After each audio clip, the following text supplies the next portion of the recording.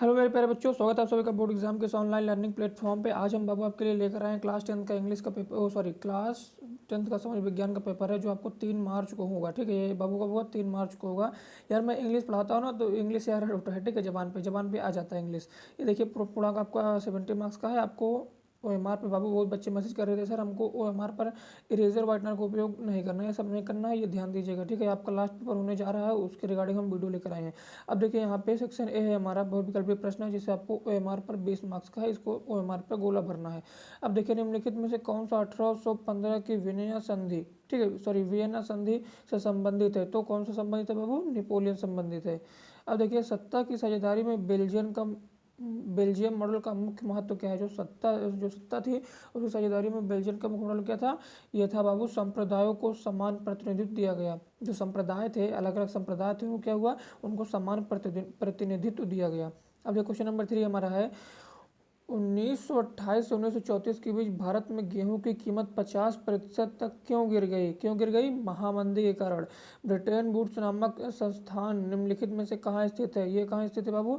Bretton Woods नामक संस्थान बाबू America में स्थित है। निम्नलिखित में से कौन सा लक्षण संघीय सरकार से संबंधित नहीं है? तो संघीय सरकार से संबंधित है हमारा कठोर संविधान। ये हमारा ऑप्शन नंबर ए सही हो जाएगा।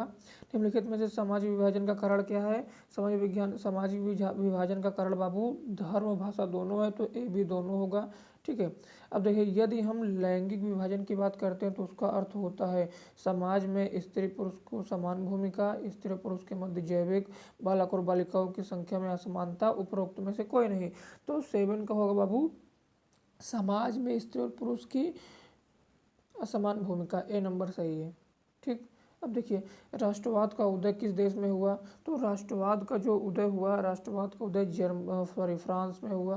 राष्ट्रवाद जर्मनी फ्रांस दोनों की संधि, बहुत इंपॉर्टेंट क्वेश्चन है, लॉन्ग क्वेश्चन पूछा जाएगा, इसको आप पढ़ के जाइएगा। ठीक है, इसको क्या करके जाइएगा, इसको आप पढ़ के जाइएगा, ये पक्का पूछा जाएगा। जर्मनी की क्रांति, फ्रांस की क्रांति। ठीक है, तो इस पर ध्यान दीजिएगा आप।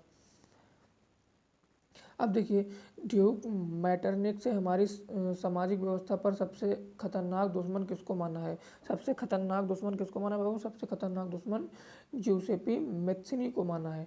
ठीक है, अब देखिए लोकतांत्रिक शासन व्यवस्था अन्य व्यवस्थाओं से अच्छी है क्योंकि, जो लोकतांत्रिक शासन व्यवस्था है वो अन्य व्यवस्थाओं से अच्छी है क्योंकि नागरिक में असमानता को बढ़ावा देती है, ये भी सही है। व्यक्ति की गरिमा को बढ़ावा देती है, ये भी सही है। तो ऑप्शन ए बी दोनों सही है।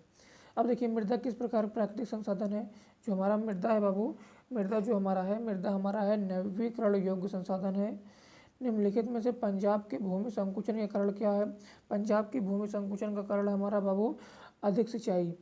भारत में किस राज्य की शिशु दर मृत्यु निम्नतम है? जहाँ पे शिशु की मृत्यु कम होती है तो हमारा केरला है। ठीक है, जहाँ पे पढ़ाई के क्षेत्र में भी केरला आगे है, सबसे आगे है। ठीक है, सार्वजनिक एवं निजी क्षेत्रों किस आधार पर वर्गीकृत किया गया है? और सबसे नीचे बिहार है पढ़ाई के क्षेत्र में। तो ऑप्शन नंबर 14 क्वेश्चन नंबर 14 का आंसर होगा सी, ये हमारा उद्यम का स्वामित्व। अब देखिए भूरक्षण से क्या तात्पर्य है? भूरक्षण से क्या तात्पर्य है? तो अब भूरक्षण से तात्पर्य है भूमि का अनुपजाऊ होना। गोंडवाना कोयला का जमाव किस क्षेत्र में नहीं पाया जाता है? तो गोंडवाना कोयला का जमाव बाबू चंबल घाटी में नहीं पाया जाता, चंबल घाटी में। ठीक, अब देखिए भूमिहीन ग्रामीण मजदूरों के लिए सबसे अधिक उपयुक्त विकास का लक्ष्य कौन है? तो भूमिहीन, देखिए विकास का लक्ष्य कौन है? इसमें होगा बाबू अधिक मजदूरी करना। ठीक है, निम्नलिखित में से कौन सा व्यापार अवरोधक को लक्षण नहीं है? अब देखिए ऑप्शन नंबर ए हमारा है, सरकार विदेश व्यापार को नियमित करने के लिए व्यापार अवरोधकों का प्रयोग कर सकती है। यह निर्णय ले सकती है कि किस देश में किस प्रकार की वस्तुएं कितनी मात्रा में आयातित होती हैं, मतलब आयात की जाती हैं। विश्व व्यापार संगठन अवरोधकों को बढ़ावा देता है। तो ऑप्शन नंबर हमारा सी सही है, विश्व व्यापार संगठन और मतलब कि अवरोधकों को क्या करता है? बढ़ावा देता है। निम्नलिखित में से कौन सा परंपरागत ऊर्जा का स्रोत नहीं है? तो परंपरागत ऊर्जा का स्रोत बाबू ऑप्शन नंबर बी हमारा भूतापीय ऊर्जा नहीं है। ठीक है, परंपरागत ऊर्जा का स्रोत। अब देखिए वैश्वीकरण का बहुराष्ट्रीय कंपनियों में निवेश का प्रभाव पड़ा। तो वैश्वीकरण में बहुराष्ट्रीय कंपनियों में निवेश का प्रभाव जो था, ऑप्शन नंबर डी हमारा सही है। ऑप्शन नंबर डी उपरोक्त में से सभी बहुराष्ट्रीय कंपनियों में निवेश की वृद्धि हुई। बहुराष्ट्रीय कंपनियों द्वारा भारत में विदेश व्यापार के अधिकांश भाग पर नियंत्रण हुआ।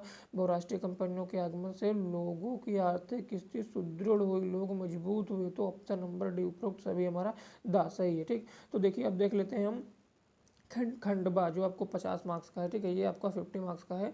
अब देखिए इसके बारे में थोड़ा क्वेश्चन देख लेते हैं हम। देखिए वर्णनात्मक प्रश्न, इसको आपको लिखना है। देखिए पढ़ लीजिए। प्रथम विश्व युद्ध के पश्चात होने वाली महामंदी काल की समीक्षा कीजिए। 1928 से 1934 के मध्य होने वाली महामंदी, जिसमें गेहूँ क्या हुआ था, गेहूं का रेट कम हो गया था, उसके बारे में लिखना है। सत्ता की साझेदारी, लोकतंत्र की आत्मा, इस कथन की विवेचना कीजिए। जाति में राजनीति में, देखिए जाति में राजनीति, राजनीति में जाति की भूमिका। ठीक, अब ये क्वेश्चन नंबर 3 हमारा है।